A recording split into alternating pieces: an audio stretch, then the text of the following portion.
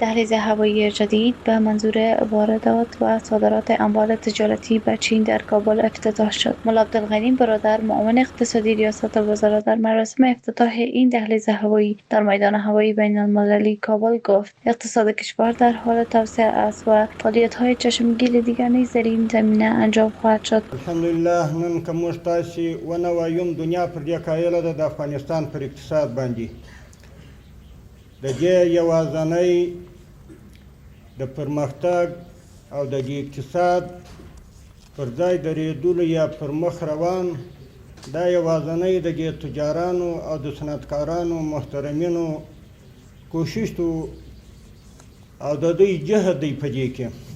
محمد یونس مومن، معاون اتاقهای تجارت، افزود: کشورهای همسایه برای تجار ما مشکل ایجاد می کنند. خودشان درگیر این مشکلات خواهند شد و ما راههای بدیل برای توسعه تجارت پیدا خواهیم کرد.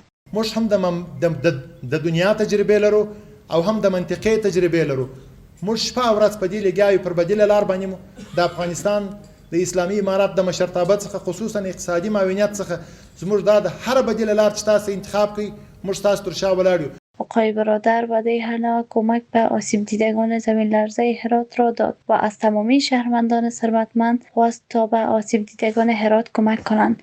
بیا هم موږ یو ژغ دی پر خپلو شتمنو او پر خپلو تجارانو وروڼو باندې چې څه یې په وسه کېږي باید خپل وس توان ونه سپموي.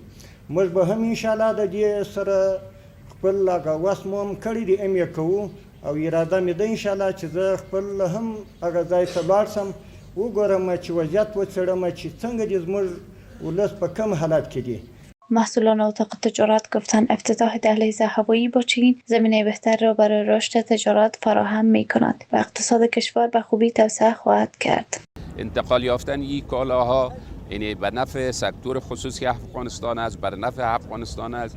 فقط یگانه مسیری یا یگانه مدرکی که میتونه حصار وارد افغانستان بسازد، در افغانستان پول بیاره و صادرات است. افتتاح این دهلیز هوایی برای انتقال کالاهای تجاری با چین در حال صورت میگیرد که کشور پاکستان کالاهای تجار افغان را که از چین و افغانستان وارد میکردند در بندر کراچی مسدود کرده است. نازو محمدی، تایم نیوز، میدان هوایی بین المللی کابل.